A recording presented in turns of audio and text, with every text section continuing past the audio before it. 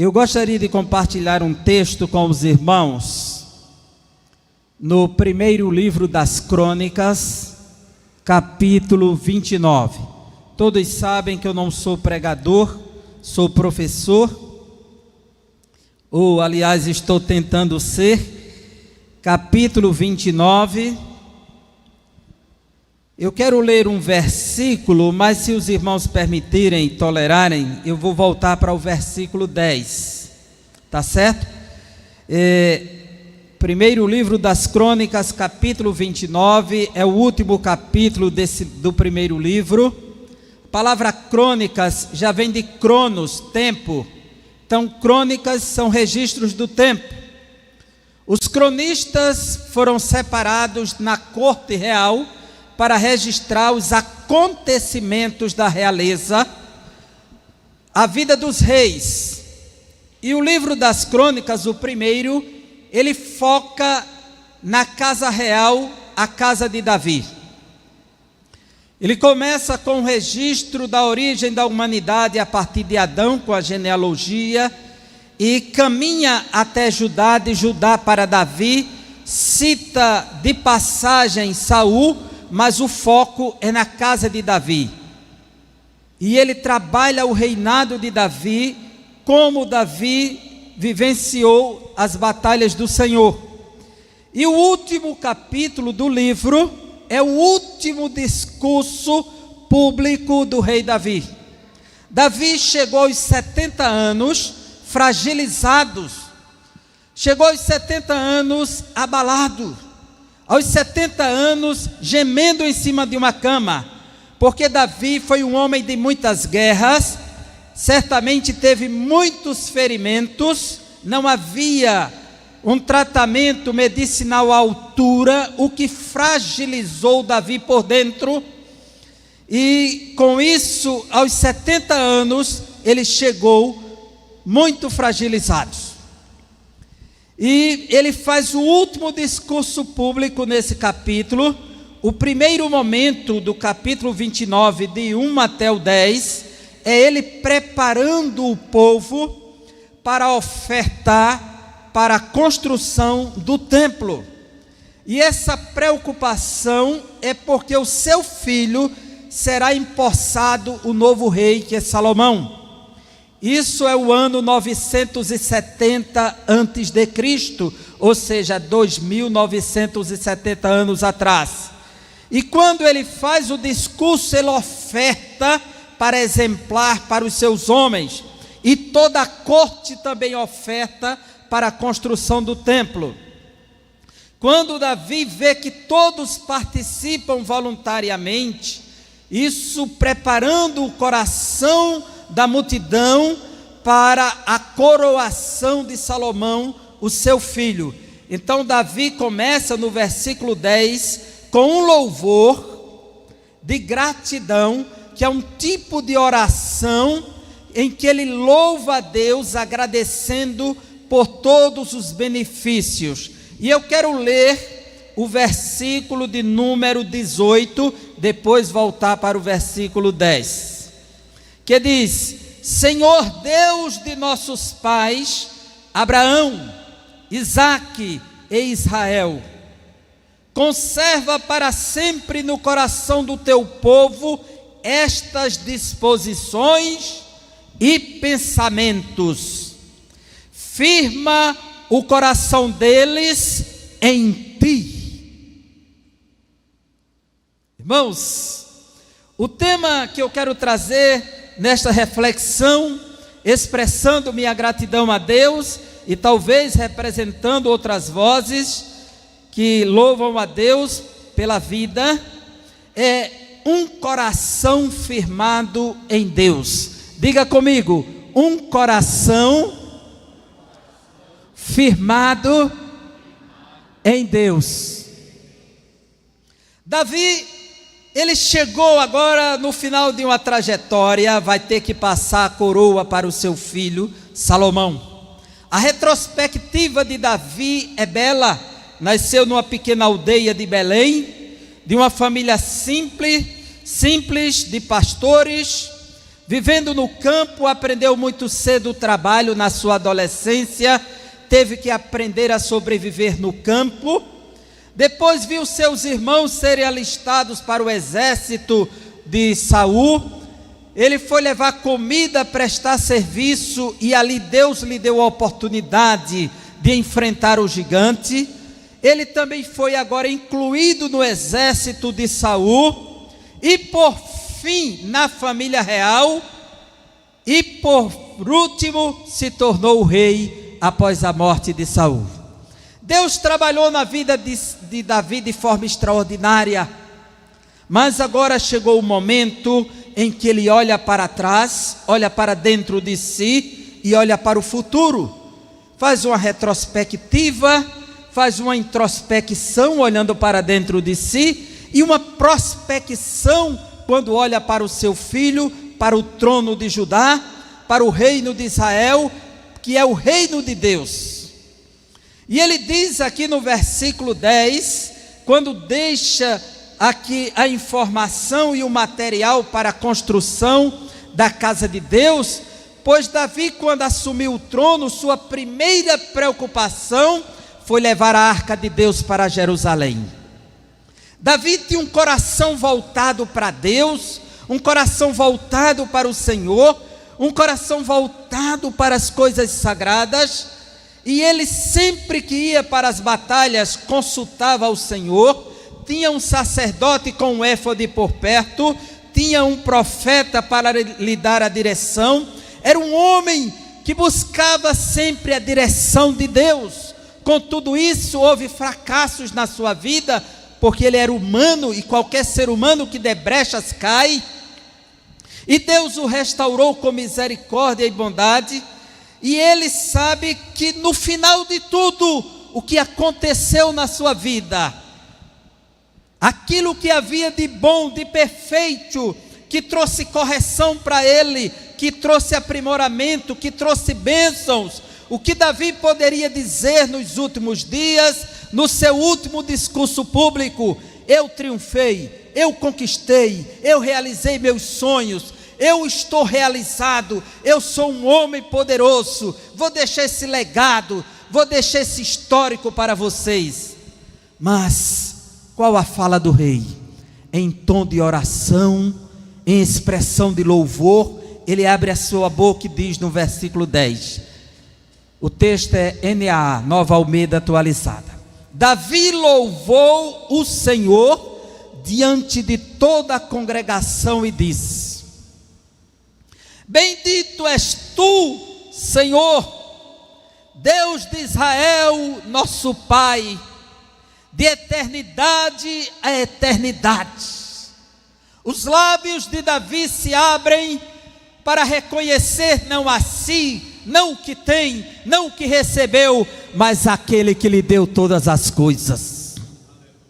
Aquele que abriu os céus para trazer bênçãos sobre a sua casa, sobre a sua família. Aquele que é digno de louvor, de adoração. E ele começa dizendo: bendito és tu, Senhor, Deus de Israel, nosso Pai, de eternidade a eternidade. Versículo 11: teu, Senhor, teu é o poder. Ele era rei, era senhor de um grande exército, de homens de guerra. Havia os valentes, homens destros na batalha, homens que com a mão esquerda não erravam uma pedra com a funda. Mas Davi não disse: esse é o meu poder. Teu é o poder, a grandeza, a honra, a vitória e a majestade.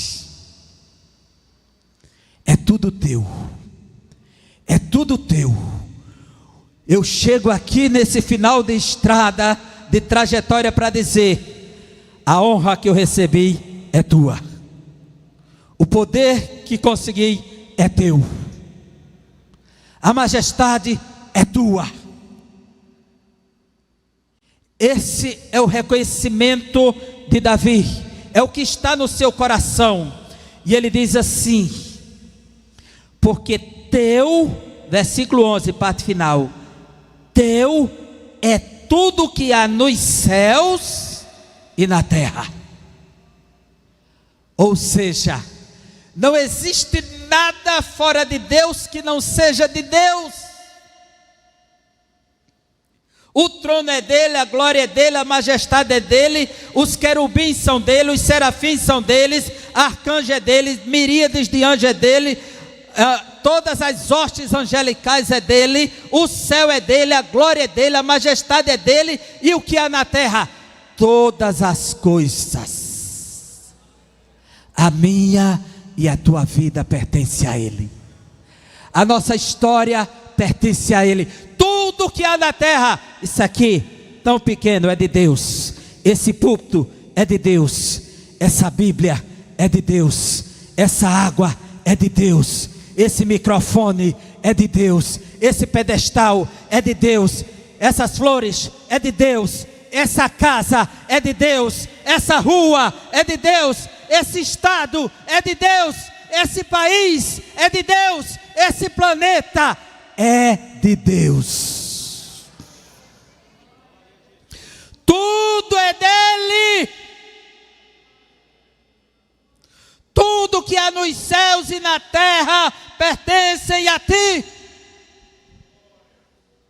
Não tente viver sem Deus, porque tudo é dele.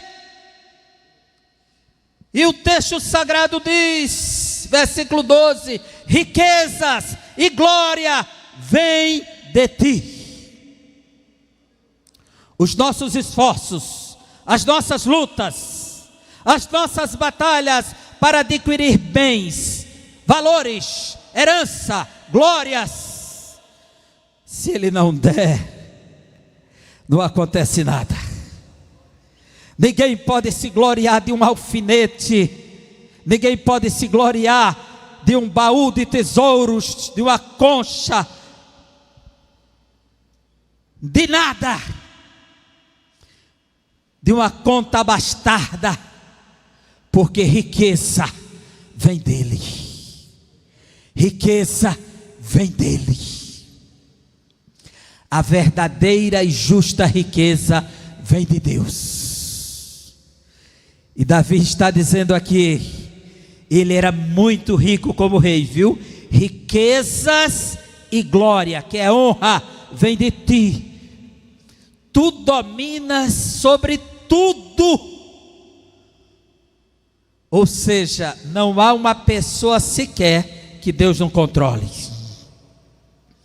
Deus permite o ímpio chegar ao poder. Deus permite ao ímpio reger e cometer até coisas que não aceitamos. Mas tem um limite, viu? Jesus disse a Pilatos: nenhum poder tu terias sobre mim se não fosse dado do céu. Quem controla tudo é Deus. Quem tem o domínio de tudo é Deus. Não interessa o tamanho, quem está no comando final é Deus. Porque o dono da vida é Ele. Todo homem passa, todo homem é pó, termina na sepultura, consumido pelos vermes. Feliz daquele que serve a Deus, porque vencerá a morte pela ressurreição de Cristo.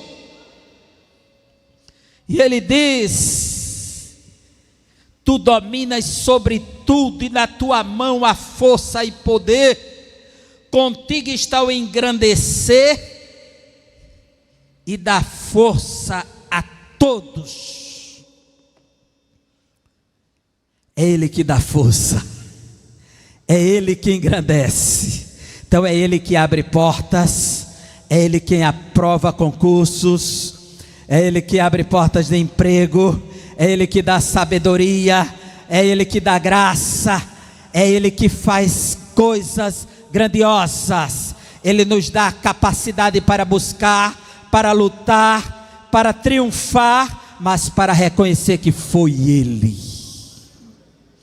Que no final de tudo foi Ele, sempre foi Deus. E Ele diz: Versículo 13: agora, ó nosso Deus, graças te damos e louvamos o teu glorioso nome, porque só Ele é majestoso, é digno de louvor, digno de exaltação, digno de adoração. Não é o nome dos homens que devem ser louvado, não é o nome dos homens que deve ser glorificado, mas é o teu santo e excelso nome, que colocaste acima das estrelas, que colocaste acima de tudo e de todos. A esse nome glória para todo sempre. É o nome dele que deve ser louvado. Há uma idolatria com o nome dos homens, um apego, uma busca desesperada, quando existe fama, quando existe exposição, quando existe reconhecimento de mídia, quando existe reconhecimento público, aquela veneração com os homens. Mas o nome que deve ser louvado é o nome de Jesus. Filipenses capítulo 2 diz que Deus colocou Ele acima, o nome acima de todo nome, e é esse nome que todo joelho tem que se prostrar, todo joelho tem que se dobrar e reconhecer que somente Ele é Senhor, o Senhor Jesus. E diz o texto sagrado, versículo 15: porque somos estrangeiros diante de ti. Irmãos, quando eu leio um texto deste, me emociono. Quem sou eu para exigir algo do Senhor? Somos estrangeiros diante de ti. O que é o estrangeiro? Aquele que está passando, que não faz parte do país, que não faz parte da família. É um passageiro, está passando. Se olharmos para Deus, um Deus santo, puro, justo, perfeito, somos estrangeiros, não temos como se aproximar dele, e peregrinos como todos os nossos pais. Os nossos dias sobre a terra são como a sombra e não temos permanência. Diante de Deus somos estrangeiros, somos peregrinos, estamos de passagem, porque Deus permanece, nós passamos. Deus não é como a sombra que chega e desaparece. Pelo contrário, Ele é a luz que nunca se apaga. Quem somos nós diante dEle? Estrangeiros, peregrinos. A qualquer momento, como a sombra, vamos embora, mas Ele permanece de eternidade a eternidade, não tem fim. E o texto continua e diz, 16: Senhor, nosso Deus, toda esta abundância que preparamos para edificar um templo ao teu santo nome, toda essa riqueza, pedras, ouro, prata, que Ele preparou, se você ler o capítulo do início, vê a riqueza de material que Davi preparou para construir o templo. Isso seja de mármores, pedras preciosas, ônix, ouro de Ofir, chumbo, tudo Ele preparou, o cobre, o que havia de melhor. E Ele olhou, e a expressão de Davi é que ele trouxe isso para Deus, para oferecer para a casa de Deus. Senhor, toda esta abundância que preparamos para edificar um templo ao teu santo nome, vem da tua mão, e é toda tua. Ele poderia ter dito, vem das nossas mãos para as tuas, mas o que temos para oferecer a Deus, se o que temos vem de Deus, essa voz que você oferece em louvor, vem de Deus. Esse talento, você estudou, aprendeu música, partitura, eu sei, eu aprendi. Foi Deus que te deu esse dom. Você sabe porque Ele te ensinou, te capacitou alguém para te ensinar. Tudo vem do Senhor. E quando chegamos aqui, Senhor, vamos te oferecer o nosso melhor, e o nosso melhor vem dEle. Não vem de nós, porque é tudo dEle. Aí eu chego aqui, vou pagar o meu dízimo da minha oferta. Minha. Davi acabou de dizer que tudo vem das mãos de Deus. E agora? Isto tudo que fazemos não passa de um símbolo de expressão de gratidão por toda a bondade que Deus tem demonstrado para conosco, servos pequenos, falíveis, pecadores, que oscila diante da graça que Ele manifesta para conosco. O que fazemos é expressar simbolicamente, pois Deus não precisa das nossas coisas, porque tudo é dele, do Senhor é a terra e a sua plenitude e tudo que nela há. Então não pense que vai impressionar Deus com o tamanho da sua oferta, do seu dízimo, do seu talento, da sua competência, porque o que temos vem do Senhor.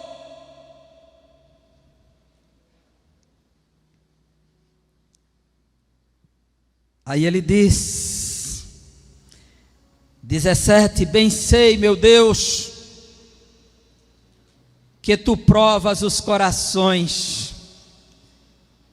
E Deus ainda vai lá no nosso íntimo, diz, as pessoas me veem de um jeito e me tratam como me veem, a partir da maneira que me expresso com elas, de encontros, de momentos. A minha família me conhece um pouco mais pela convivência cotidiana, de um tempo mais extenso. Mas Deus, Ele não nos conhece de um momento, de uma fração. Ele nos conhece por inteiro, desde o ventre.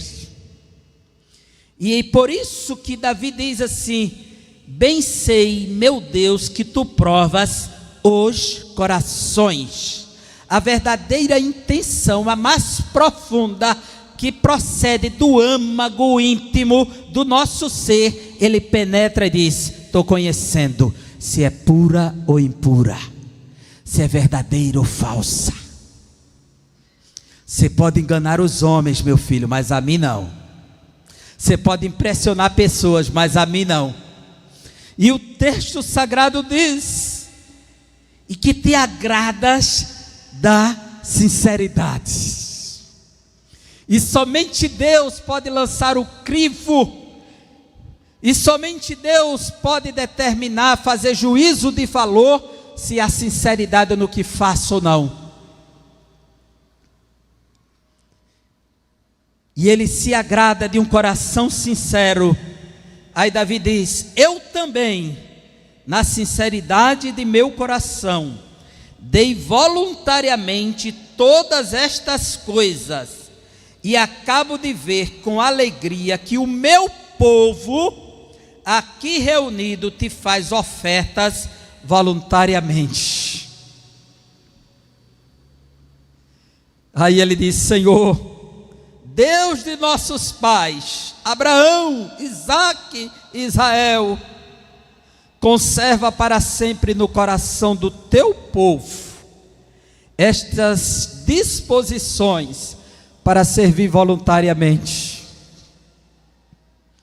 para reconhecer que o Senhor é digno de tudo, e o que te damos vem de tuas mãos, e porque vem do Senhor devemos tratá-la com muita sinceridade, com muito temor, com muita reverência. Conserva para sempre no coração do teu povo estas disposições e pensamentos, que pensem que tudo vem do Senhor, que tudo é o Senhor, e que o Senhor é quem exalta, o Senhor é quem abate, o Senhor é quem dá, o Senhor é quem tira, o Senhor é quem faz, o Senhor é quem capacita, que eles conservem isso sempre nos seus pensamentos, no seu coração, que a sua vida depende inteiramente do Senhor, e diz: firma o coração deles em ti. Um coração firmado em Deus, este é o coração de Davi. E que o Senhor nos dê um coração firmado nele, com essa disposição para servir, com essa voluntariedade para se entregar, com esse pensamento de reconhecimento que tudo vem dele, de Deus. E quando Davi faz essa declaração, ele ora para que seu filho Salomão guarde os mandamentos, os testemunhos e estatutos de Deus, e que ele possa construir o templo. E quando termina, ele chama toda a congregação para louvar ao Senhor, e depois vem a coroação de Salomão. Mas aqui eu finalizo com o versículo 18, para que tenhamos um coração disposto e pensamentos como o de Davi, que orou pelo povo, para que Deus firmasse o coração deles no próprio Deus. A última mensagem de Davi é que eles não estejam com o coração firmados no trono de Davi, que eles não estejam firmados o seu coração na história de Davi, no currículo de Davi, no que conquistou Davi, mas que o coração do povo estejam firmados em Deus que fez todas as coisas. Essa igreja só está de pé porque foi Deus que levantou. Esta igreja vai continuar de pé porque foi Deus que levantou. Quem sustenta esta obra é Deus. Quem conduz essa obra é Deus. Os homens chegam e passam como Davi, mas Deus continua de eternidade a eternidade. Essa banda vai substituir sempre os seus membros, e enquanto Deus quiser que ela esteja de pé, ela vai estar de pé. Esse coral, ele vai estar de pé quanto Deus quiser. Pode passar crises, pode erguer, levantar, mas até o dia que Deus disser eu quero de pé, vai ficar de pé. Esse conjunto infantil vai continuar até o dia que Deus determinou, porque é Ele que controla todas as coisas, é Ele que sustenta todas as coisas, é Ele que abençoa todas as coisas.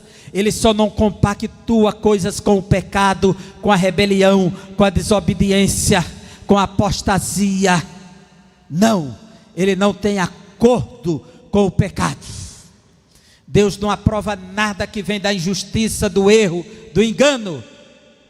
O compromisso dele é com a justiça, com a verdade, com o amor, porque Ele é Deus. Amém, irmãos?